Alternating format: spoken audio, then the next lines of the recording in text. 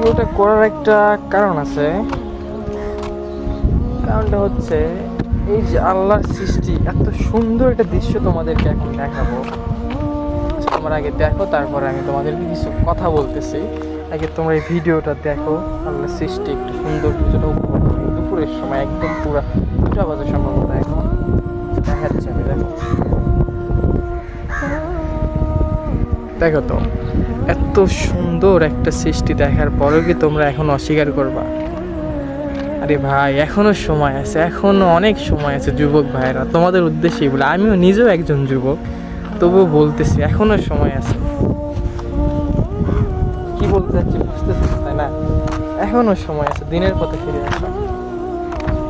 ইনশাল্লাহ আমিও চেষ্টা করছি, তোমাদেরকে বললাম, একটু শুধু মনে করাই দিলাম জাস্ট। দেখো, এত সুন্দর সৃষ্টি দেখার পরে কি তোমাদের মনে কিছুই বলে না? তাহলে একটু ভাবো যে আল্লাহর দুনিয়া যদি এত সুন্দর হয়, না জানি জান্নাতেরও কত সুন্দর হবে।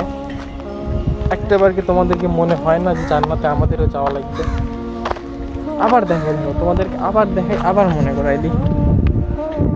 দেখছ কত সুন্দর একটা দৃশ্য। এখনো সময় আছে, এখনো সময় আছে, প্রচুর সময় আছে। নামাজ পড়বো বলে আর কতদিন সময় নষ্ট করবা বলো? এখন থেকে সবাই আল্লাহর পথে ফিরে আসবে। সবাই, আমিও, আমার জন্য তোমরা সবাই দোয়া করবা, আমিও যেন আল্লাহর পথে ফিরে আসতে পারি, এবং তোমাদের জন্য দোয়া করবো। আল্লাহ হাফেজ।